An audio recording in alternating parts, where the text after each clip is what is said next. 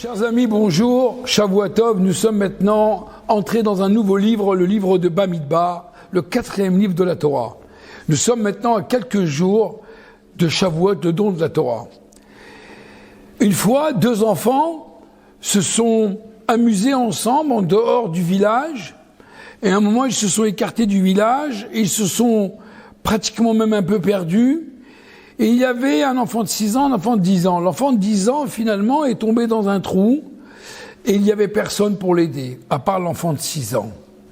À ce moment-là, l'enfant de 10 ans demande à l'enfant de 6 ans « Trouve-moi une ficelle, une corde, pour que tu me la lances et que tu peux me tirer, sortir de ce puits. » L'enfant, à la fin, il cherche, il trouve une corde. Et à la fin, il réussit à le faire sortir du puits.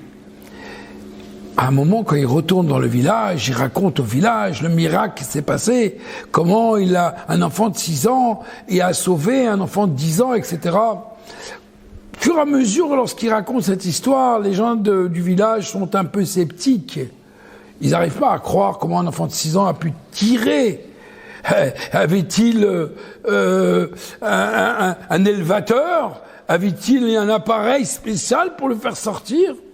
Finalement, l'histoire est ainsi faite. C'est comme ça que ça s'est passé.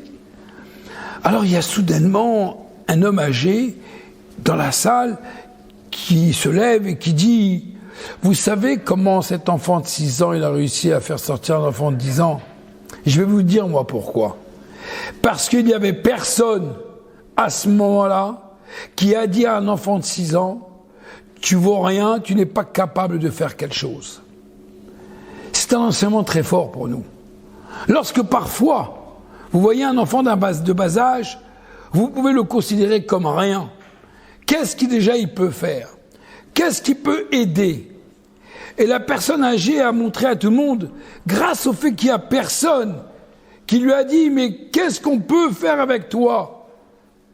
Comme il n'y avait personne qui a fait cette réflexion, il a retrouvé des forces pour faire sortir un enfant de 10 ans. La paracha de cette semaine, paracha Bamidbar, Dieu nous demande à Moshe, à Aaron et aux 12 princes de faire le recensement, le compte des Bnei Israël.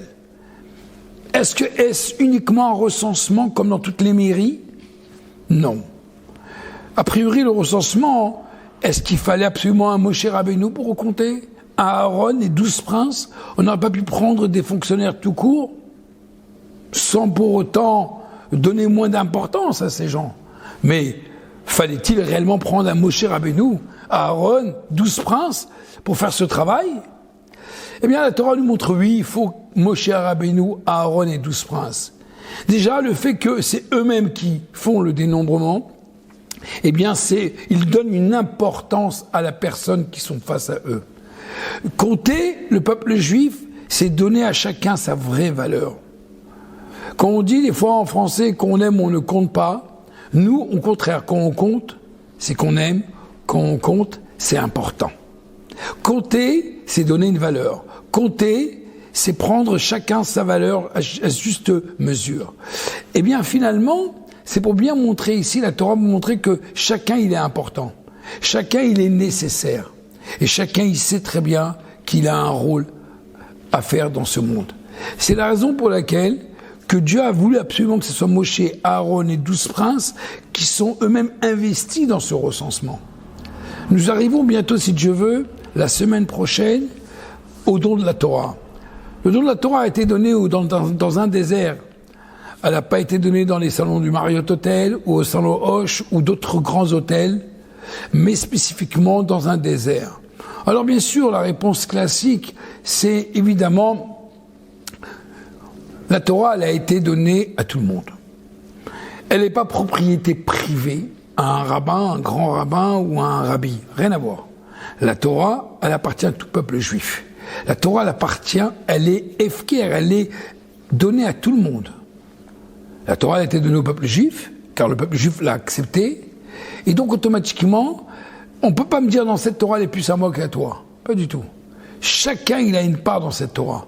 Chacun, Dieu a donné le pouvoir, la possibilité de faire un commentaire dans cette Torah. Bien que Moshe Rabbeinu, lui, il sait tout, Dieu a donné la possibilité à chaque juif de faire un commentaire sur la Torah. Et c'est ça qui est important à comprendre dans cette paracha, c'est que finalement on a besoin de tout le monde.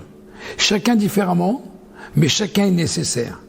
Et personne va dire, moi je ne sers à rien, la tribu de Rouven est mieux, la tribu de Shimon ou de Yehuda, etc.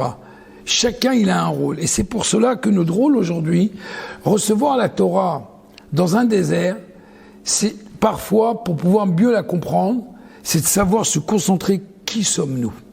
Faire le vide autour de nous. En faisant le vide autour de nous, on peut mieux se concentrer. Comme une fois quelqu'un, le rabbi avait dit à une personne, lorsqu'on étudie la Torah avec nos enfants, lorsqu'on étudie la Torah, il faut faire comme c'est Shabbat. Vous savez tous que la Torah a été donnée Shabbat. Pourquoi ? Parce que lorsqu'on étudie la Torah, il n'y a pas de téléphone. Il n'y a rien d'autre que le moment qu'on est consacré à notre étude. Lorsqu'on fait quelque chose, nous devons être consacrés uniquement, concentrés à une chose et pas autre chose, la même chose. Il faut savoir que c'est important que nous arrivons maintenant au dos de la Torah, que chacun puisse recevoir la Torah avec joie, avec profondeur, que si Dieu veut, qu'on puisse avoir des bonnes nouvelles pour nos frères juifs otages, pour tous nos soldats qui défendent notre terre d'Eretz Israël. Que Dieu fasse et nous montre des miracles encore et encore pour sauver le peuple juif. Et si Dieu veut, anéantir tous nos ennemis une fois pour toutes et tous ceux qui veulent du mal au peuple juif. Et la meilleure réponse à cela, c'est que nous devons encore plus nous affirmer en tant que juifs, plus étudier la Torah, plus faire des mitzvot, plus venir à la choule, venir écouter la Torah, les 10 commandements la semaine prochaine, mercredi le 12 juin, vers 11h15, écoutez dans vos synagogues, dans les Beth Chabad. Et ça, c'est très important. On doit être très nombreux.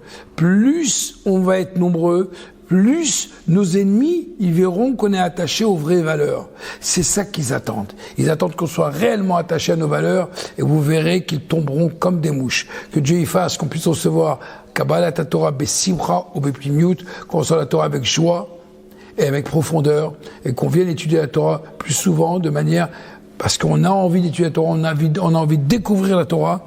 Et grâce à cela, si Dieu veut, on recevra très prochainement la construction du 3e temple au Beth Amikdash. Merci beaucoup. Shavua Tov.